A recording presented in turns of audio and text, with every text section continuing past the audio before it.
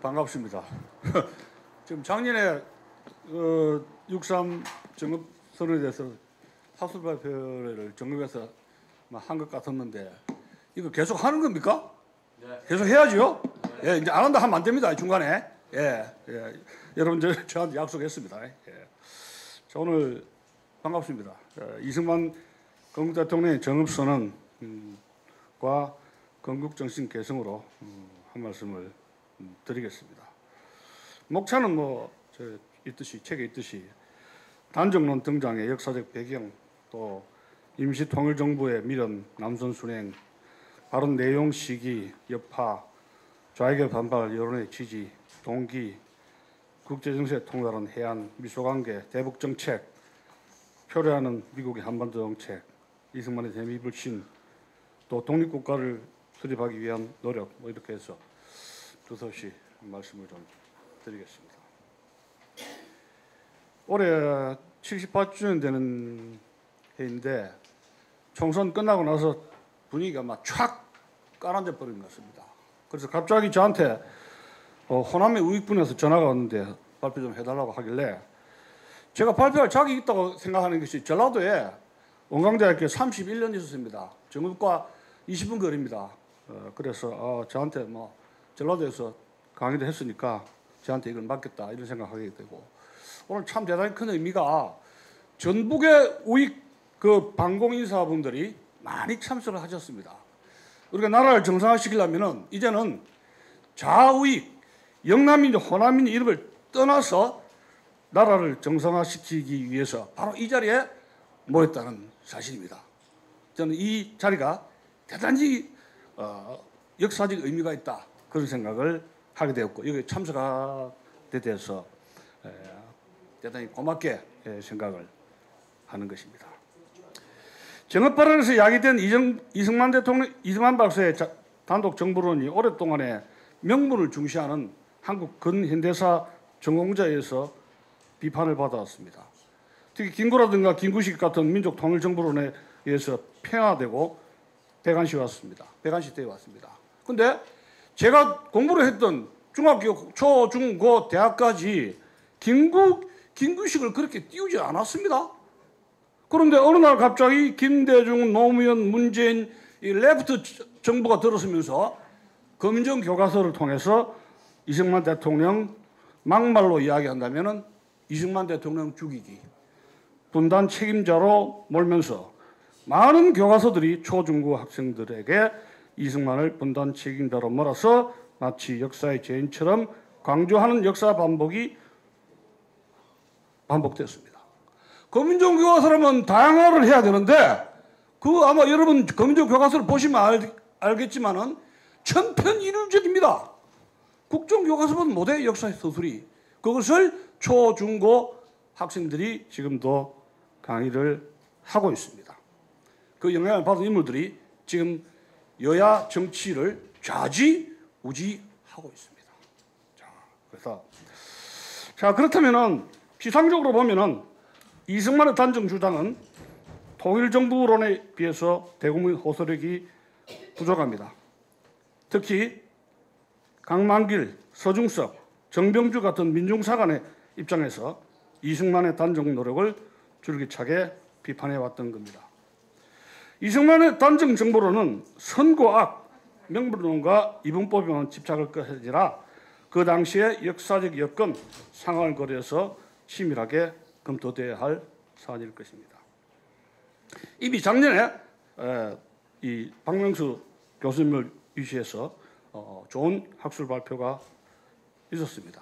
이정식, 이철순, 이은선 이런 분들이 연구가 있었고 대단히 공정한 연구가 있었습니다만은 지금 모든 것이 민주화 바람을 타고 민주화라는 완장을 차고 과거에 이승만, 박정희 산업화 세력, 건국 세력을 일방적으로 공격하는 그러한 역사 소설 속에 우리는 자리 잡고 있습니다. 특히 이정식 교수, 제가 유학 시절에 한번 직접 펜실베이니아 대학에서 직접 만나뵌 적이 있었는데 우리나라의 한국 공산주의 연구 1000페이지 넘는 책을 썼죠. 그 다음에 이승만 대통령에 대한 최고의 권위자입니다. 국제 정치적 시각에서 정업 발언을 설명했는데 지금까지의 공정한 그러한 이승만 박사의 정업 발언의 연구는 이정식 교수님의 연구를 수정하고 검토하고 보완하는 차원에서 연구사가 이루어졌다는 것을 말씀드리는 것입니다. 특히 부산대학의 이철순 교수도 역시 기존학술 문제점을 지적해서 단적인 불가피성 주장하고 또 이은선 연구자의 정업 발언 내용 구체적으로 분석을 했고 오해를 잡으려고 노력했고 작년에 발표한 박명수 교수님 이것은 이제 38선 철폐를 강조하고 통일을 위한 전초기지로서 이렇게 연구를 하셨던 적이 있었습니다. 자, 그 당시에 이 해방전국의 한국인들은 지금까지 SNS라든가 스마트폰이 발달이 안 됐기 때문에 TV라든가 이런 전화 이런 게 안 됐기 때문에 북한에서 무슨 일이 일어났는가는 전혀 소문만 들었지 카드라는 소문만 듣고 서북 청령단이라든가 토지라든가 이런 기독교인들이 소련 군적에서 박해를 받았던 교인들, 신의 학생 의거 사건들, 반공의식이 갖고 있는 북한인들에 의해서 대거 월남하면서 북한의 소련 군정과 김일성이 어떻다 카드라로 해가지고 소문만 대단히 무성했습니다. 그러다가 북조선에서 해방정국에서 무슨 일이 났는가를 알게 된 것은 구체적으로 김영삼 정부 이후에 소위 그 한소 관계가 정상화되면서 소련 문서를 입수해가지고 한국 전쟁의 비하라든가 한국 전쟁 소련 군정기에 발생한 북조선의 사건들을 이 문서가 공개가 되면서 소련 군정에 그 참혹한 실상이 알려지게 되었다는 사실입니다. 자, 그래서 후대 사가 연구가에 의하면은 이승만의 단독 정부론이 그 소련 문서가 발견되면서 오늘날 이승만의 단독 정부론은 결코 가오나 허물로 평가될 수 없다는 역사적 결론에 이르게 되었습니다. 그런데 전교조가 장악하고 있는 한국의 중고등학교 교과서를 한번 보십시오. 천편일률적으로 단정, 김규식 웃자고 저자고 하면서 김구가 위대한 인물인 것처럼 지금도 서술을 하고 있습니다. 물론 이승만 박사의 장기 집권은 유감이지만 정읍선에서 밝힌 단독 정부로는 건국의 필요성을 강조한 것으로 그 당시 정황으로 볼 때 불가피한 것이었다는 것이며 시대적인 흐름을 통찰한 해안으로 높이 평가되어야 할 것입니다. 제 강의하는 정은 미소간의 갈등과 대립이 결국은 냉전으로 가게 된 국제 정치와 소련의 대북 정책 그리고 즉 북조선 위성국가라는 스탈린의 흉계를 간파한 이승만의 대응책이 정북 선언을 낳았다는 것을 강조한 것입니다. 그 당시 해방정국에서 이승만 박사의 라이벌은 누굽니까? 33살짜리 머리에 피도 안 마른 김일성이가 아닙니다. 까움도 안 돼요. 저 삐져냈나요? 이승만 박사의 라이벌은 누구였습니까? 그 모스크바의 스탈린이었던 겁니다. 지금 대한민국 대통령, 대한민국 여야 정치인들 라이벌이 누구예요? 윤석열 대통령 라이벌은 누구예요? 크게 생각해. 이승만 대통령 박사는 크게 생각했다는 겁니다. 스탈린의 적하한 말을 막기 위해서 내가 스탈린과 맞짱을 뜨자. 그래서 미국 가서 당당하게 큰 소리 쳤습니다. 하고 싶은 말 하신 거예요. 그것을 우리 역대 대통령은 귀감으로 삼아야 할 것입니다. 세계 최강대국 미국 소련에 대해서 당당하게 대통령이 안 된 신분인데도 불구하고 할 말을 하시고 워싱턴 포스트라든가 기고하고 기자회견에 당당하게 하셨다는 말입니다. 대통령 신분인데도 아닌데도 불구하고 세계 최강대국에게 빌빌거리지 않는 지도자였다는 겁니다. 이걸 우리가 배워야 되는 거 아닙니까? 단종론 등장의 역사적 배경에 대해서는 길게 제가 생각할 수는 자세하게 설명하기는 시간이 너무 관계됩니다만은 처음부터 단정을 주장한 것이 아니라 1945년 10월에 귀국해가지고 여러 가지 그 시국의 상황에 따라서 미소공동위원회의 그러한 토론이라든가 또 미국의 대한반도 정책, 스탈린 흉계를 볼 때 이거 도저히 안 되겠다. 그리고 제1차 미소공의가 실패로 끝나니까 스탈린 흉계, 이거 내가 판단하는 게 맞네. 이렇게 된 거예요. 더 늦추면은 남한이 노예 상태가 되지 않습니까? 북한처럼. 그러니까 내가 결단을 해야 되겠다. 근데 그 당시 정치 지도자들, 김규식이, 여운형이 다 어쨌습니까? 미국, 소련 눈치만 보는 거예요. 우리나라 정치인들 눈치 너무 잘 보잖아요. 너무 잘 봐서 탈이에요. 그러나 이승만 박사는 이거 해야 되겠다 선언했는데 세상이 깜짝 놀래고 좌익 공산계열 막 힘으로 공격하는 거죠. 분단 세력이네 어쩌고 저쩌고. 그러면서 모든 자기의 추진 일정에 따라서 건국의 방향을 이끌어 나갔다는 놀라운 사실입니다. 그 당시에 남한에서 정치의 어떤 조직력을 가지고 있지 않았는데 마침 4월 15일 하지의 공고에 따라서 남선 순행을 가게 되는데 이것은 두 가지 목적입니다. 첫째로는 전국에 걸쳐 있는 인민위원회 또 민전이라는 민주주의 민족 전선, 이 우리나라의 좌익들은 해방 전국의 70년, 80년의 역사와 전통을 자랑하는 것이 대한민국의 좌익들입니다. 여러분, 대한민국의 좌익들이 대한민국 건국에 돈은 하나 투자한 게 있습니까? 돈 한 푼 됐습니까? 이승만 박사와 반공 우익 세력들이 대한민국을 건국했는데 지금 모든 혜택이라든가 보상이라든가 자식 마음대로 해가지고 모든 혜택을 누리고 있는 것이 누굽니까? 그 민주화 법안들을 통해서 모든 혜택을 누리고 있는 것이 이승만 박사와 반공 우익 세력들이, 건국 세력들이 깔아놓은 그 토대 아래서 지금 호의호식하고 있다는 놀라운 사실입니다. 지금 미소공의에서 노골적으로 이승만 박사가 스탈린에 대해서 경고를 듣기 싫은 소리를 하니까 하지가 당신 잠시 핑계대고 지방에 좀 내려가 갔다 와라. 이렇게 이제 하지가 충고를 한 것입니다. 이승만 박사는 1차 4월 달에 이미 전남 광주 지방을 돌았고 폭발적인 인기를 얻었습니다. 그 다음에 2차 소위 6월 2일 날 프란체스카하고 이기붕 비서를 거느리고 2차 남쪽 순항을 떠났던 것입니다. 역시 거기에서 이승만 박사의 그 카리스마적인 리더십 그리고 언변, 국제 정세를 통찰하는 눈을 국민들이 깨달았습니다. 지금 전남 전북이 있지만은 지금 전남 전북이 좌익이 온상이 되어버렸는데 그 당시만 하더라도 특히 전북 지역은 반공 우익 세력이 엄청나게 많았습니다. 전주, 전북, 익산, 군산 많은 우익 반공 세력들이 이승만 박사의 이 발언을 지지했고 가는 곳마다 우리와 같은 박수를 보냈다는 사실입니다.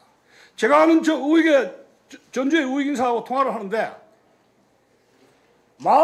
세상이 돌아가는 게 이것이 잘못됐다는 건 아는데 친구 사이에 가서 자기 의견을 말을 못 꺼낸다는 거예요. 이거 안 되겠죠? 나라를 바로 세우려 하는데 그냥 따돌림 받고 왕따가 되어가지고 그냥 주저주저 하고 있는 것이 오늘날 호남의 우익 세력이라는 것입니다.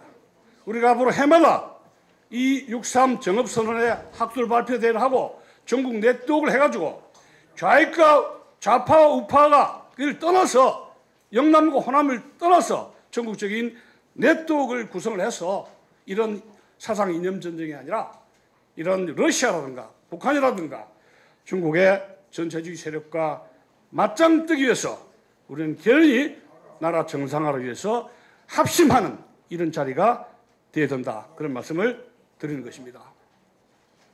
그 당시에 여러분들 미군정이 이승만 박사가 이리저리 그 전북 전남에 돌아다니면서 여론조사를 한 게 있었습니다. 또 미소공의 책임을 묻는 질문도 했었지만은 다 소련이 잘못되었다. 그런 여론조사가 나왔고, 앞으로 미군정이 뭘 해야 되느냐 했을 때 당연히 남한 정부를 세우는 것이 더 앞섰다는 사실입니다. 왜냐? 38선을 끄어가지고 남북한의 교류를 못하게 한 누구예요?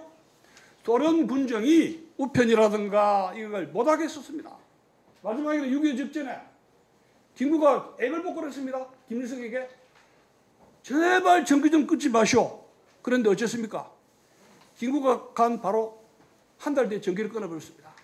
그게 공산당이에요. 정급발언 내용을 우리가 한번 본다면은 여기 4페이지에 있습니다만은 무기 휴예된 공해가 재개될 기색도 보이지 않으니까 남한만이라도 임시정부 혹은 위원회 같은 걸 조직해가지고 이북에서 소련이 철퇴하도록 세계 공론에 호소해야 된다. 이승만은 평생 동안에 주적이 누구예요? 소비에트, 소련이에요. 일제보다도 더 악랄한 것이 소련 공산당이라는 거예요. 그 말 맞아요, 틀려요? 맞죠? 근데 미 국무성하고 이 루즈벨트 트루먼 대통령은 말귀를 못 알아듣는 거예요. 그래서 이 미국의 조야 정치 지도자들을 교육시키는데 굉장히 애를 먹었다는 사실입니다. 근데 그대로 국제정세는 이승만 박사가 예측하는 대로 흘러갔다는 놀라운 사실입니다. 발언의 시기를 우리가 한번 본다면 발언의 시기가 미소공의 1차 회담이 결연된 이후에 소련 대표 슈티코프가 서울을 떠난 지 약 한 달 뒤에 일어났습니다. 이승만 박사가 가만보니까 미소공의가 백날 열려도 이거는 하늘이 노랗다네. 장래가 노랗다는 거야. 공산당하고 협상은 안 된다는 거예요. 그대로 들어놨죠? 우리나라 남북한에 공산당하고 협상, 중국하고 국공합작 된 게 있습니까? 아무것도 된 게 없어요. 그거를 미리 지적을 한 것입니다. 왜 그런 현상이 일어났는가? 제가 이게 5페이지도 있습니다만은 2차 대전이 끝나고 나가지고 소련이 체코라든가 유고슬라비아라든가 헝가리라든가 가장 먼저 공산화된 것이 폴란드죠. 폴란드는 45년 2월 얄타에서 병들어가지고 세상을 2달 뒤에 죽게 된 루즈벨트하고 스탈린하고 비밀회담을 했는데 그때 현안 문제는 폴란드의 프리 일렉션이었습니다. 프리 일렉션, 자유선거 보장해 줄래? 스탈린이 해주세요. 예. 빼먹겠어. 언제 빼먹겠어. 그래서 해줬는데 런던 임시정부와 루블린 임시정부가 있었습니다. 폴란드가. 근데 루즈벨트가 45년 4월에 죽고 나서 한 3개월 만에 선거는 했지만은 거기에 있는 좌우합작 정부에서 우익들을 스탈린이 하나씩 둘씩 청소를 하고 말았습니다. 명분상 좌우익의 합작 정부예요. 근데 하지가 목표를 한 미국 무성이 사인받고 한 목표가 뭐였습니까? 좌우익 합작 정부죠. 거기 연영을 끌어들였습니다. 연영이는 북한에 들락날하고 김일성에게 편지를 보내면서 박헌영하고 라이벌 관계로 있으면서 아들과 딸을 어디 보냈습니까? 미국 유학 보낸 게 어디로 보냈죠? 김일성에게 상납한 사람이에요. 그 자를 김규식하고 연영 합작 정부를 모색했던 것이 그게 미국의 미 군정장관 하지의 작품이었어요.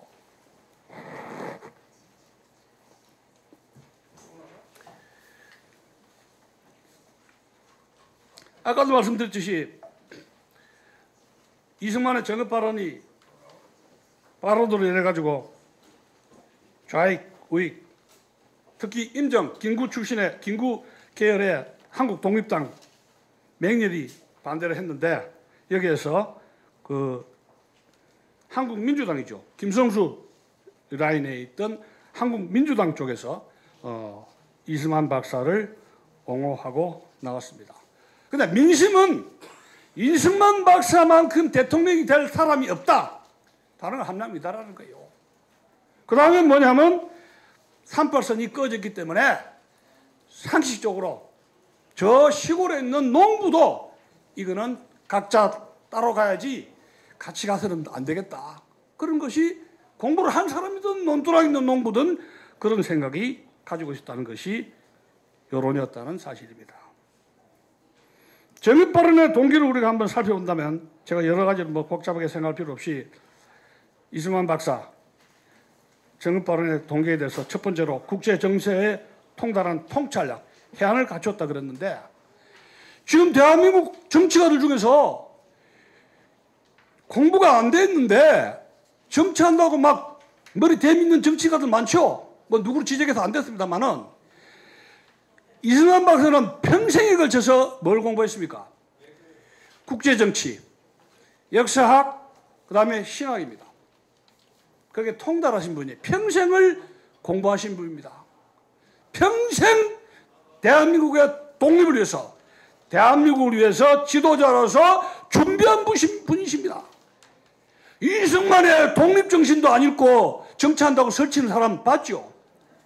참 함남미들 많습니다. 제가 구체적으로 지적하고 싶지 않습니다만은 제가 평생을 역사학을 공부한 사람으로서 보면은 같잖아요. 그리고 젖비린내 나요.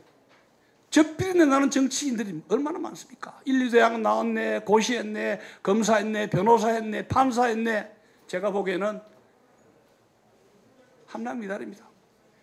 저기 아마 여기 계신 분들은 나를 걱정하기 위해서 이 자리에 오셨을 겁니다. 저도 걱정이 있습니다.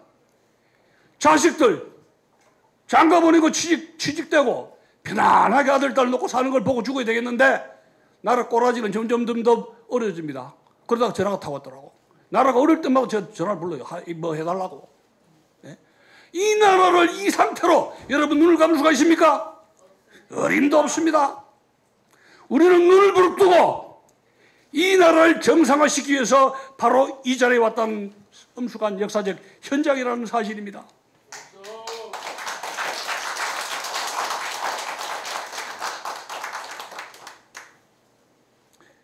이분이 국제정치에 대해서 해박하고 풍부한 경험을 가지고 전 유럽을 순방했습니다.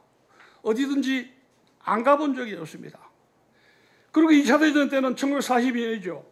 임시정부 주미대표로 활동하면서 워싱턴에 연락사무소를 열고 페이를 주면서 펜스테이트 유니버시티의 정치학 교수인 올리브 교수와 직원을 교양해가지고 미국의 국내 정세를 분석하는 리포트를 계속 작성하게 했고 그 책으로 나온 것이 박일영 씨가 번역한 건국의 내막이라고 1권 2권으로 된 걸 제가 그걸 강연 중에서 읽어봤는데 그 박일영 씨가 쓴 올리버 교수의 건국의 내막 이걸 보면요 눈물 없이는 읽을 수가 없습니다.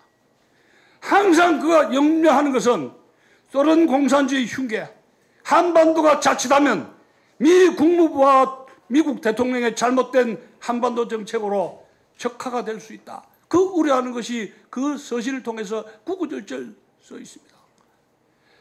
처칠, 여러분, 처칠이 런던에서 있을 때 영국을 구한 게 무슨 뭔지 압니까? 루즈벨트 대통령에게 수시로 편지를 썼으면서 영국을 살려달랬습니다. 드골은 런던에 있으면서 라디오 방송으로 매일 피를 토하면서 레지스탕스요 독일 나치스와 싸우라 하면서 연설합니다. 드골의 라디오 방송입니다. 이승만 박사는 심심하면 국무부에 가서 관리들을 만나고 편지를 통해서 국무장관하고 미국의 트루만 루즈벨트 대통령에게 눈물의 편지를 쓰면서 상해 임시정부 승인해 주시오. 랜드리즈 무기 대여해 주시오. 소련 공산당 흉계가 이렇게 있으니까 한반도 정책이 이렇게 하면 안 됩니다. 왜 일본만 하고 친일파가 국무부에 그렇게 많습니까? 공산 침공주의자가 왜 국무부에 이렇게 많습니까? 이러다가는 중국이 적화되고 대한민국도 한반도도 어렵습니다. 그런 무수한 편지를 썼던 것입니다. 편지가 처칠은 편지로 영국을 살렸고 이승만 박사도 그 편지를 통해서 대한민국의 위기를 알렸다는 사실입니다. 여러분 편지 제대로 편지 쓰는 사람 별로 없지 않습니까? 스마트폰으로 해버리지. 그랬어요 그 당시에는.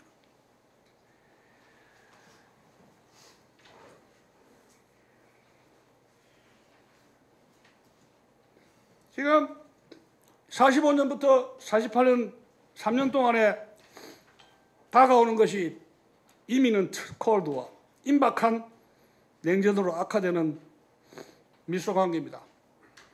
제가 박사 논문 루즈벨트의 친소 정책에서 미국의 전시 외교 정책을, 군사 외교 정책을 문서를 보니까 프랭클린 델라웨어 루즈벨트는 어떤 시각을 갖고 있었느냐. 여러분도 알다시피 1930년대 일본의 군국주의와 이 무소리니 히틀러의 나치즘, 파시즘을 견제하기 위해서는 공산주의와 유나이티드 프론트 알죠? 연합연대. 공산주의와의 유나이티드 프론트, 통일전선을 결성해서 그 적을 부셔야 된다는 그런 이론을 가졌는데 30년대에 유행병처럼 퍼진 게 지식인들의 공산주의도 괜찮다. 거기 사람이 살더라. 공산주의자도 사람이다. 그게 유행병이에요. 그러면서 연합군이 되어서 2차 대전에서 소련과 미국, 영국이 미영소 연합군이 2차 대전에서 승리를 했지 않습니까? 그런데 이 미국의 대통령이 어떤 생각을 갖고 있었느냐? 자본주의와 공산주의는 자꾸 대화하고 어려운 공산당에게 빨이라는 빵가루든지 뭐든지 물자도 주면 감읍해서 공산주의와 사회주의는 하나의 이론으로 수렴해서 서로가 닮아간다는 그런 수렴주의 이론의 신봉자였습니다. 제가 그 문서를 읽고 깜짝 놀랐습니다. 여러분 그래도 됩니까? 안 됩니다. 남북 한간에 얼마나 많은 교류가 있었습니까? 국공합작 때 모택동과 장경석이 얼마나 많이 대화했습니까? 됐습니까? 국공합작 모든 것이 공산화로 이루어집니다. 그런데 어마어마하게 2차 대전 때 소련에게 랜드-리즈 액트 무기대여법을 통해서 미 의회는 어마어마한 원조를 했습니다. 지금의 미국이 우크라이나 지원하는 것 이상으로 엄청난 원조를 했습니다. 지금 와이어라든가 군합발이라든가 뭐 탄약 뭐 이런 거 말도 못하죠. 왜? 미군의 사상자를 줄이기 위해서는 공산당 군대라도 화끈하게 원조를 해서 전쟁을 빨리 끝내게 해야 되겠다. 이거. 공산당이. 그런데 부통령인 트루만이 대통령이 됐을 때는 이 사람은 다른 대공인식을 아주 그 공산당 인식에서 루즈벨트 대통령과는 전혀 다른 인물이었습니다. 그리고 또 당시 45년부터 46년 정업선언까지 보니까 중부 유럽과 동부 유럽은 적군이 간 곳은 거기에는 공산주의 괴뢰들이 심어지죠. 김일성이가 소련의 하바롭스크에서 대대장급 해가지고 완장 차고 돌아가가지고 스탈린 앞잡이 노릇하듯이 위성국가화 되는 것을 1년 동안 바라보니까 미국에서 대정책이 바뀌게 됩니다. 냉전에 대비해야 되겠다. 45년 10월 8일 이야기고 또 연설에서 동유럽 소련의 공산화는 45년 2월 ял타 회담에서의 스탈린과 루즈벨트 간의 합의를 깬 것이다. 스탈린이 깬 것이다. 그렇게 공격을 했습니다. 근데 스탈린도 가보니까 미국의 원자탄 이 자기 안보를 위협한다고 생각하니까 스파이를 통해서 원자탄 개발을 박차를 가하기 시작했습니다. 가장 충격적인 것은 영국 수상 처칠이 그 유명한 주계 장막입니다. 정업선언 3개월 전에 처칠의 주계 장막은 전 세계를 경악시켰습니다. 처칠이 루즈벨트 미국의 미주리 풀턴에 가가지고 그런 선언을 하면서 미국인들의 공산주의에 안이한 그런 것을 경계하기 위해서 그런 발언을 했었습니다.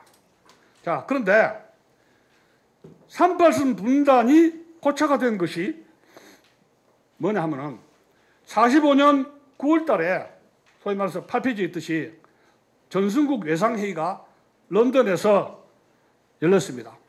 그 당시에 외무장관인 번지가 노골적으로 유럽의 공산화 정책, 이것은 ял타 회담 합의를 위반했다고 소련 외상을 공격을 했습니다. 그리고 소련은 이탈리아의 트리폴리 항구 소련에게 넘겨줄 것도 거절했습니다. 또 그 다음에 스탈린이 욕심을 가지고 있는 것이 일본을 분할해야 되겠다 그런 생각을 가지고 있었습니다. 그것도 메가드에 의해서 당신이 일본 대일전에 참전한 게 소련이 한 게 뭐냐? 내 나라. 그래서 일본 분할은 절대 안 된다. 메가데 단호한 반대였습니다. 자, 그러니까 스탈린을 볼 때는 명동에서 땀 맞고 종로에서 분풀한다고 화가 났죠. 창피를 당한 겁니다. 그래서 45년 9월 20일 북한에 대한 지령이 나오게 되는데, 북한을 확실하게 적화할 수 있는 민주 기조화해서 똘똘 말아서 완전히 붉은 정권으로 만들어라. 이제 화가 단단히 나왔던 겁니다. 이것이 그 유명한 북조선 민주 기조론이었습니다. 거기에 보면은, 우리가 보면은 지금 그 46년 2월부터 해가지고 46년 정읍소년 6월 전에 북한의 북조선 임시위원회를 만들고 또 토지 개혁을 했죠. 정읍소년 석 달 전 이야기입니다. 그러면 이 북한의 그 토지 개혁 같은 거 보면은 우리나라 교과서에서는 이런 말 합니다. 민주개혁이다. 민주개혁이 뭐예요? 공산민주화 개혁이에요? 자유민주주의 개혁이에요? 그냥 민주화라면 그냥 반석까지 벗습니다. 그냥 좋다고 분별력을 사기겠다니. 민주화라면 다 좋은 겁니까? 민주주의는 공산민주주의 있고 인민민주주의 있고 자유민주주의가 있는 거예요. 민주주의 종류는 10개가 넘어요. 이 공부를 안 하니까 이런 현상이 벌어요. 공부를 안 하니까. 그러니까 우리나라 고등학교 교과서에, 중고등학교 고등학교 교과서에는 토지개혁이 민주개혁이다. 그러나 북한에 토지가 무상으로 몰수해가지고 무상으로 배분하는 것인데, 이것은 자유민주 체제에서는 안 되는 거 아닙니까? 그런 것을 중고등학교 교과서에서는 지적을 하지 않고 있다 하는 겁니다. 가장 큰 문제는 지금 그 45년부터 48년 사이에 소련 군정과 미 군정의 차이입니다. 북한은 스탈린의 9월 20일 지침의 지령에 의해서 확실하게 괴뢰 정권을, 위성국가를 만들어라는 지침이 넘어갔고, 소련 군정에서 군합발에서 착착착착 해서 완력과 군대의 총칼로 의해서 계획이 진행되고 있죠. 그리고 말 안 듣는 사람도 토지 강탈하고, 나머지 사람도 아마 남한에 가. 싫으면 가라는 얘기야. 남한으로 와 내려오죠. 반항하는 사람이 없습니다. 교회 문 닫고. 그런데 남한은 어떻느냐? 남한은 어떻게 되느냐 하면은 신탁 통지에서 소련과의 합의를 존중해야 되느냐, 이 국무성 입장인데, 그거를 하지가 공을 받아가지고 미련을 가지고 계속 좌우합작을 했다는 겁니다. 더 심각한 문제는 여러분도 알다시피 북한에서는 소련군이 들어오면서 북한에 있는 공장이라든가 이런 무기 공장 있는 걸 다 설비를 뜯어가지고 소련으로 가져갔죠. 그리고 남쪽에는 이미 일본, 시베리아, 중국, 만주 이런 땅에서 헐벗고 굶주린 우리 동포들이 독립되었다고 좋다 만세 부르면서 다 어디로 옵니까? 해내탄으로 평양에서 서울로 해가지고 여기저기 오는데 수십만 명이 오게 되는데 부산에 빡빡 있대요. 직장이 있습니까? 먹을 게 있습니까? 그 다음에 화장실이 좋은 게 있습니까? 화장실에 휴지가 있습니까? 예? 오줌을 막 전봇대에 막 싼 그런 시대예요. 인플레이션이 되죠. 직장은 없죠. 청소년들이 전부 다 거지가 될 판이에요. 길거리 가면 전봇대에서 담배 피우고 있는 게 거의 대학 나온 건달들, 거지들이요. 그런데 미국으로 입장에서는 어떤 현상이 벌어지느냐? 자, 전 세계가 2차 대전이 끝나고 나가지고 헬프미, 미국에게 손을 벌립니다. 아시아, 아프리카, 유럽. 자, 그러다면 미국이 어디에서 왔습니까? 아시아에서 갔습니까? 유럽에서 왔죠. 내 새끼가 유럽이야. 제일 먼저 원조를 제공하는 것이 어디입니까? 유럽입니다. 유럽. 런던, 파리, 독일, 그 다음에 이탈리아 이런 나라들. 그 사람들 그 할아버지 할매가 거기 있잖아요. 그러면 극동에서는 어디입니까? 제폰, 니폰, 일본 아닙니까? 메가드가 딱 버티고 있죠. 오성 장군이 천황을 굴복시키게 메가드예요. 그러면서 메가드가 이거 달라 저거 달라 하면은 주죠. 일본의 정책은 전범 처리해서 부원조를 해야 되겠다. 일본을 반공국가로 해가지고 소련을 견제하겠다. 그러면 과거에 전범 처리 그냥 놔두고 계획을 해가지고 지나간 건 덮어두면서 빨리 복구시키면서 방파제가 반공의 방파제를 일본으로 해야 되겠다. 그럼 한국은 어떻게 되느냐? 대륙 끝에 있기 때문에 이거 여차하면 어떻게 됩니까? 눈 찌근 까고 눈 찌근 까봐라 얘기야. 그러면 귀찮단 말이에요. 그럼 어찌 됩니까? 원조가 줄어집니다. 원조가 줄어들어요. 45년부터 46년, 7년 사이에 원조가 줄어집니다. 그러면서 미군 철수가 주장하게 되는데 미국의 한반도 정책이 더 혼란이 되는 것은 국무하고 국무부와의 갈등입니다. 국무부는 미군 철수 이렇게 빨리 가면 안 된다. 국무부가.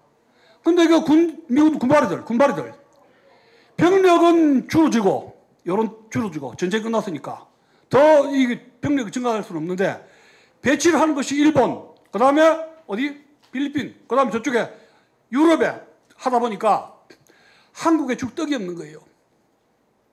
그러니까 이런 그 갈등을 빚고대고 하지하고 미군 사령부가 한국 사람들하고 소통을 해야 되는데 한국 말을 압니까? 하지가 역사를 알았습니까? 일생 동안에 찔러총 해가지고 이 따발총 해가지고 군사훈련 받은 게 하지 스리스타 아닙니까? 그 밑에 있는 장교들도 다 마찬가지입니다. 급하니까 어떻게 되느냐? 선교사들 있죠. 선교사, 한국 실정을 아는 그런 아멘하는 성경책만 읽은 아멘하는 선교사를 불러서 이 통역해가지고 부산에 무슨 일이 있고 통역해가지고 질이 있고 추천할 사람 해. 이래 된 거예요. 통역 정치, 선교사 정치가 그때 이루어진 겁니다. 그러나 정치가 정상적으로 될 수가 없는 거죠. 그러다 보니까 이런저런 폭동이 일어나는 것이 미군적인 무슨 이런저런 반발하는 것이 이러한 커뮤니케이션의 이러한 에러가 이런 일을 벌어졌었습니다. 자, 그 다음에 한반도 정책, 지금은 우리가 여러분 K2, K9 해가지고 바이든이지 트럼프든지 한국에 무슨 이게 먹을 떡이 많잖아요. 한국이 반도체니 뭐니 해가지고 떡이 많은데 이걸 버리진 않는데 빨리 하라는 소리네. 그러니까 다 시간 끌고 시간도 많이 가고 다들 나이가 많으셔서 강의 좀 줄여주세요. 예, 알겠습니다. 네. 자, 그래서 자, 빨리 끝낼게. 근데 오늘 끝장내려고 모인 거 아닙니까? 자, 우리 애국운동 하는데 이거 한두 시간이 너무 그러면 안 돼. 자기들은 밤샘이에요, 밤샘이. 이 나라를 어떻게 권력을 잡을 것이냐? 밤샘이 합숙해요, 밤샘이. 책도 많이 읽고. 근데 우리는 아이고, 바빠 하면서 인내하고 공부가 부족해요. 인내하고 공부가. 이 치열함이 부족해서 정권을 잃어서 이렇게 고생하는 거예요. 치열함이 부족하기 때문에. 난 빨리 나가도 돼요. 나 지금 일주일 동안 이번에 논문 쓰는데 허리 협착증 걸려가지고 아파 죽겠네 전화 왔더라고. 해달라고. 근데 내가 이게 하나님의 미션이라고 생각하고 붙잡고 하는 거예요. 지금 침 맞아가면서. 시간이 중요한 게 아니에요. 치열하게 우리가 살아야 돼요. 나라를 구하는데 그 시간 한두 시간 그거 아무것도 아닙니다. 나라를 구해야 돼요. 근데 한반도 정책이 종속 변수가 된 겁니다. 종속 변수. 중국의 대륙이 공산화되느냐 안 되느냐, 장개석과 모택동 전투가 어떻게 벌어지느냐 이런 거예요. 그 다음에 일본의 정책. 그러면 한반도 정책이 뻥커나 버린 거예요. 거기에 따라서 한반도 정책, 미군 철수라든가 원조라든 것이 왔다리 갔다리 하는 거예요. 제가 자료를 보지만은 미군정 시절에 한국한테 미국 사람들이 망가루 원조 제대로 준 거 없어요. 내가 솔직하게 이야기합니다만은 처음부터 미군한테 들어간다면 경비대, 미군들, 한국 경찰, 군대 쪽으로 들어갔지 경제적으로 제대로 원조한 건 없습니다. 밀가루 강냉이 좀 주는 건 모르겠어. 그래서 그 당시에 국무부에 국무장관으로 등장한 인물이 미국의 오성 장군인 조지 마샬이라는 인물이 있었습니다. 알죠? 메가더의 라이벌. 네. 이 사람이 주변이, 저는 모택동을 어떻게 생각하느냐? 아고라라는 리포머. 농업 개량주의자다. 대화할 수 있는 인간이다. 이렇게 된 거예요. 그러니 국공합작을 해라. 무려 10개월 넘어서 중국 가가지고 이렇게 대화를 추진했는데 그게 됩니까? 안 됩니까? 안 되는 거예요. 그래서 국무장 돌아와가지고 허탈해가지고 국무장관 취임했는데 이 사람이 장개석이가 자기에게 협조하지 않았다는 걸 반발 때문에 어디 됩니까? 중국 국민당에 대한 원조를, 군사 원조를 카트시켜버립니다. 완전히 카트시켜버렸어요. 그것이 공산화되는 게 됐고, 나중에 50년대에 여러분 메카시 선풍 있을 때 유명한 책이 나왔습니다. Who lost China? 누가 공산화시켰느냐 중국 대륙을. 조지 마샬이 책임져야 돼요. 마샬이. 그래서 2차 대전 때 군사 문제만 열심히 했지 군정을 할 수 있는 준비가 안 된 인물들이 왔다는 이야기예요. 안 된 인물들이. 그나마도 군에서 정치 눈치 빠꼼빠꼼 하는 정무장관, 정무 감각이 있는 군인들은 어디로 갔느냐? 아시아에서는 일본으로 가고, 그거는 독일 가죠. 독일, 영국, 런던으로 간 거예요. 여기 온 사람들은 누구예요? 군 중에서도 하도 핫바리들. 중기가, 통역장교가 여운형하고 뭐 김구식하고 조선하고 버치중이 같은 중기가 정치한다고 그랬어요. 한반도에서. 그는 한반도의 전략적 가치가 꽝이다. 그래서 미국은 유엔 총회에 한국 문제에 골치 아프니까 푸는 게 됩니다. 그것이 나중에 50총선거로 연결된 겁니다. 자, 그래서 또 그 이승만의 대미불신을 우리가 본다면 아까 이야기했듯이 러시아를 일제보다도 천국보다 더 위협적인 인물로 인식했다. 그런 판단은 옳았다 하는 점입니다. 실제로 여러분 국무부하고 국방청에 소련의 첩자라고 의심받는 사람들이 바글바글했습니다. 2차 대전 때. 루즈벨트 행정부 시절에. 그 제가 친 책이 루즈벨트의 친소정책이라고 했었는데, 특히 엘저 히스. 이승만 박사가 국무부 갈 때마다 노 엔트런스. 카트한 인물 누구예요? 엘저 히스 때. 그 사람 나중에 소련 간첩으로 드러난 거 알죠? 그런 것이 2차 대전 이승만 박사의 고충이었습니다. 자, 프랭클린 루즈벨트 대통령에게 서신을 보냈는데 아까 이야기했지만 독립, 임시정부 승인, 또 신탁동 수용은 불가, 소련의 한반도 점령 경계 등을 했는데 그 자기의 워닝 메시지 그것이 그대로 드러났다 하는 점입니다. 그리고 독립국가를 수립하기 위한 노력에서 미국 내 여론 조성하고 미국 정부에 대한 로비 활동을 계속하고 또 독립 촉성 국민을 통한 민중운동을 계속하면서 전국에 방대한 지방 조직을 결성을 했습니다. 자, 그래서 이제 결론을 좀 가야 되겠습니다. 좀 빨리 끝내야 되겠네. 여러분 알다시피 그 48년 2월 달에 한국 그 유엔 한국 위원단이 와가지고 대한민국을 총선을 남북한 같이 해야 되느냐 아니면 남한만이라도 총선을 해야 되느냐 에서 매년 이하의 9명의 외국 대표단들이 왔지 않습니까? 그 사람들이 대한민국 운명 칼자루를 쥐고 있었습니다. 그 당시에 인도의 매넌이라는 인물이죠. 매넌.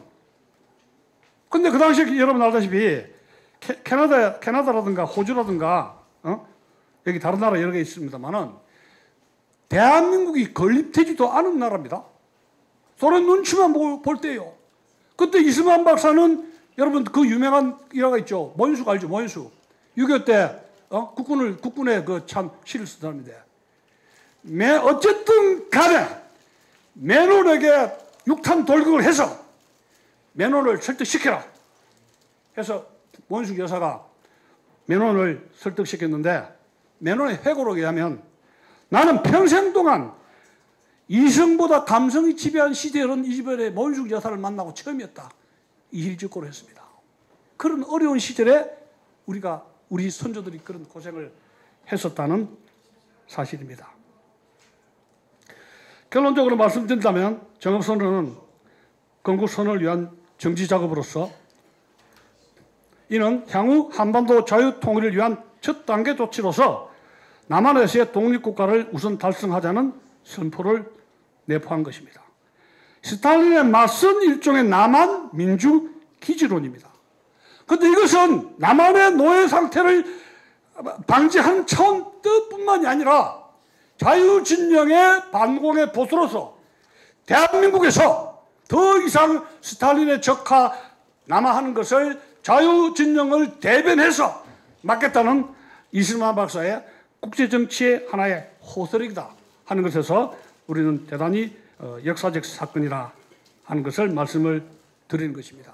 이것은 세계사적인 자유진영의 세계사적인 사건이라는 겁니다. 그렇기 때문에 바로 세계사에서 이승만은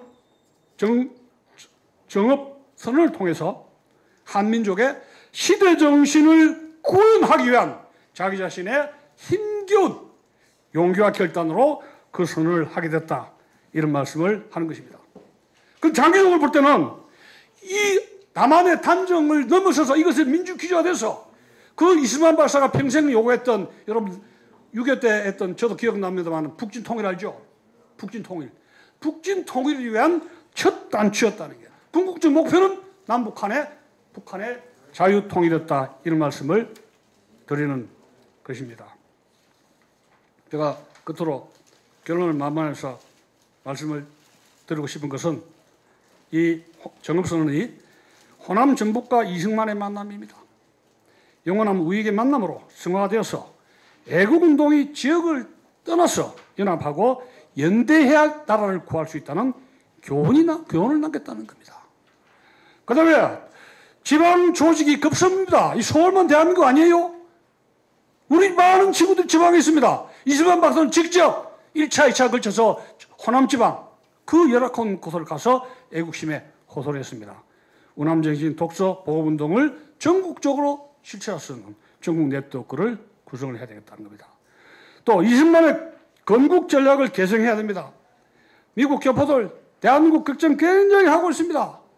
정가은 목사 미국 가가지고 많은 후원금 받아왔죠. 뭐 그거 어떻게 돈 썼는지 난 모르겠습니다만은 미국 교포들 이승만 박사의 재정적인 차원으로 해서 독립운동에 크게 기여했죠.